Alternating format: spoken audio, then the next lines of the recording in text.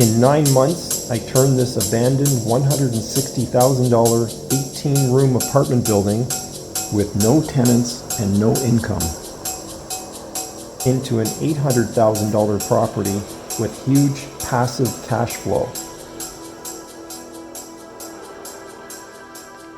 Here is how I did it.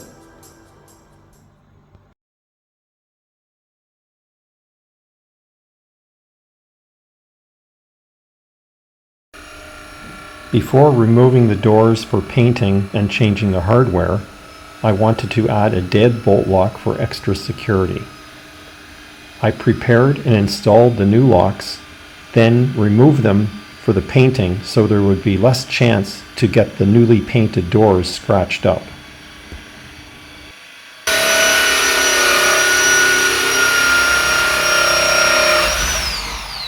And it's punched through. So we finished the first step, which was putting the large hole in the door. Now we put the hole through the side, which is for the cartridge to fit in. And just with my luck, of course, I've been to the store several times now. The lock that I bought is more heavy duty, so it uses a 25 millimeter. And all of the kits that you buy with the large hole driller come with 22 millimeter. So I had to buy a separate bit. And this door makes me nervous because it's just a little bit more than 25, which doesn't seem like it would have much strength. But I tested on another door that's broken, and it worked okay. So once again, you have to really be careful to make sure that everything is straight so that you go straight in through the hole. And it's, again, not that difficult. I used the paper template that they give you, just like this. And I just marked a hole. I just punched a hole into the wood a little bit, same as I did on the other side. And so I have this little notch here that I'm going to put the drill bit in now. I can see in the light. Okay, so we just get it exactly halfway in the door. We make sure that it's nice and straight, and off we go.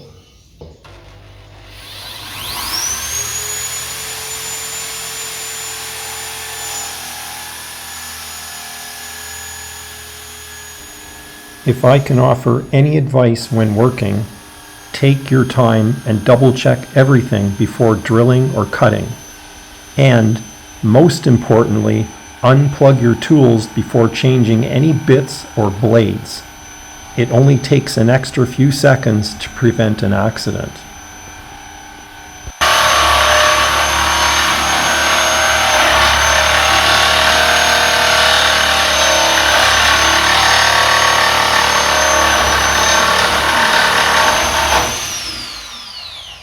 Okay, so it punched through finally. It was pretty slow going, much slower than I expected, considering it's a brand new bit. But I think because it's a very hard wood, this door, and so it took a little longer to cut through. But the hole looks good so far. We have to put the cartridge in and make sure that it all lines up. But that's basically it. And then we do the same thing once we adjust everything. We put a hole through this side so that the deadbolt can go inside the casing of the door, inside the frame. I made the hole already, and I made the hole for the cartridge to go in. And as you can see, it fits in nicely. There's a little bit of wiggle room. That's probably a good thing. And so what I need to do though is to carve out a little indentation, because it's supposed to be inset, so it's flat on the door, so when you close the door it doesn't catch on the frame. I had to hollow out the door jamb, you can see here. So I had to mark the door first where to drill a hole, because you want where the deadbolt hits exactly to put the hole there. I watched a different YouTube video which was quite helpful, and they suggested you put toothpaste on the end of the deadbolt, and that's what I did. Retract it, I close the door, and then I drive the deadbolt into the spot. So that's where it contacts the frame, and it will leave a mark of my Colgate toothpaste. Hopefully good enough to see where I put the start of the drill. So let's open it up. Wish me luck.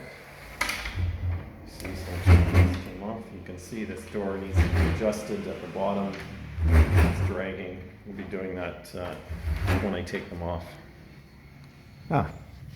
So here we are. Not the best spot, but it'll do. And so now I know where to put the drill. And then I cut around with the chisel here. It's not so easy to do, but after I do about 10 or 15 of these, I'll be an expert.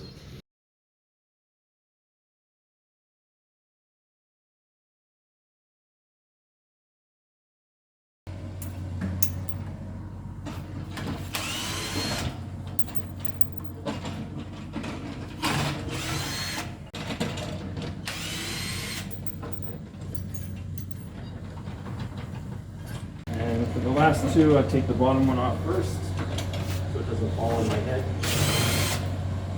One, and the last screw.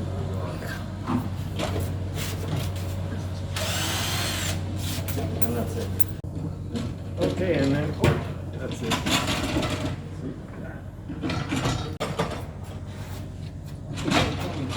But you need me help? And when we bring it downstairs, then I'll remove the door handle and the hinges, because at least you have something to hold on to it when you carry it.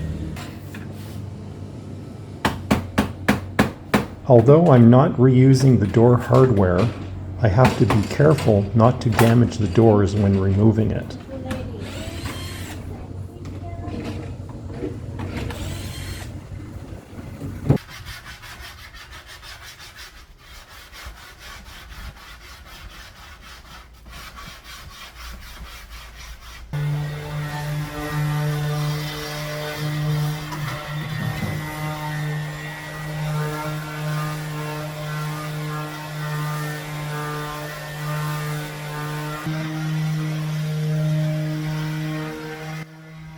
Using the electric sander, hand sanding, and scraping the surface of the doors to remove the old clear coat finish so the new paint will stick properly. I am marking the doors in many places in case the spray paint covers them up. When doing assembly line work, it would be difficult to remember which door was for which room. Then they won't fit properly again.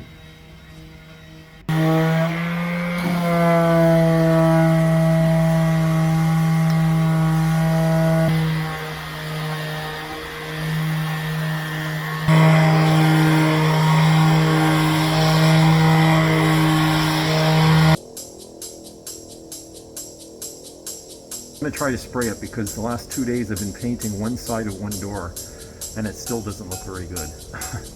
So it looks like the sprayer is going to have to work somehow. Here we go again. The paint sprayer keeps sputtering and mostly air comes out. This will take hours just to paint one door. Just hold me tight and don't let go. Hold me tight and don't let go.